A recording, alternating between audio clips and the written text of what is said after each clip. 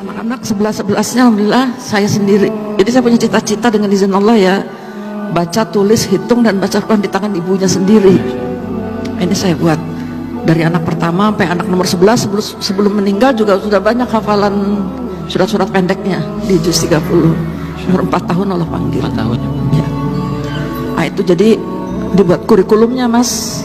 Sampai kurikulum ya dibuat. Saya bikin sendiri.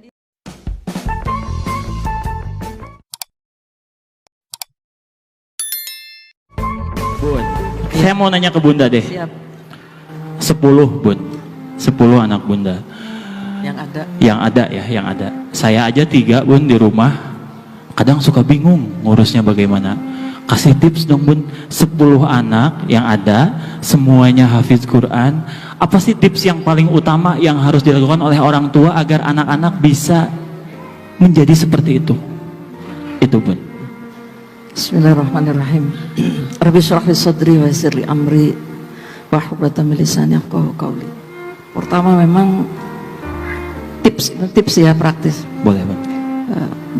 Menyandarkan diri kita kepada Allah Subhanahu wa taala. Karena anak ini titipan. Jadi minta tolong sama Allah. Hari itu kok saya tiap tahun melahirkan. Jadi orang lihat saya itu kalau nggak gendong di dalam, gendong di luar. Anak yang paling dekat umurnya itu nomor 1, nomor 2, sama nomor 6 dengan nomor 7 dengan nomor 8. Nah alhamdulillah keempat-empatnya sudah selesai 30 juz dan ya secara umum Allah beri karunia berprestasi. Yang kedua, memang harus kerjasama dengan suami, ini penting. Alhamdulillah ada bapak dan ibu di sini hadir. Tepuk tangan buat bapak-bapak utamanya. Tepuk tangan bapak-bapak. Karena pemimpin dalam keluarga itu adalah bapak. Ya. Istri pada dasarnya yang mengikuti visi bapak. Dan alhamdulillah suami saya klop Allah kasih. Ya, dia sibuk dakwah, tahu-tahu dilihat sampai rumah anaknya udah pada pintar ngaji. Masya Allah. Udah bisa baca Quran, hafalannya sudah nambah. Begitu lihat saya hamil terus, jadi dia ambil anak yang paling gede untuk setoran hafalan sama bapak. Nah, saya sementara pegang adik-adiknya. Yang ketiga, memang ini tips juga ya, saya kira penting Bapak Ibu membuat peta kayak kurikulum lah gitu.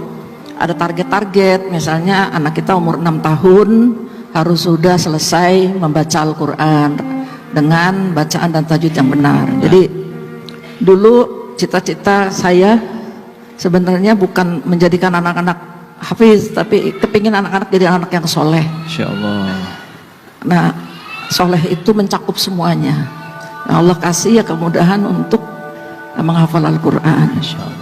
Ini juga sesuai insya Allah dengan perintah Allah dalam Al-Quran. Rabbi habli minas solihin. Juga hadis Rasulullah sallallahu alaihi wasallam, waladun solihun yad'u lahu. Jadi yang diminta oleh Allah kepada kita bagaimana mendidik anak-anak menjadi anak yang soleh. Nah itu, jadi saya suka nangis juga nih, sebenarnya nangis sama dengan anak-anak. Boleh Bu, nggak apa-apa. Kalau nangis saya itu kalau anak-anak udah di atas 7 tahun, saya takut mereka nggak bisa baca Quran. Jadi saya sampai yang ini keempat ya, janji saya kepada Allah, pokoknya gimana jangan sampai anak-anak bisa baca Quran di tangan orang lain.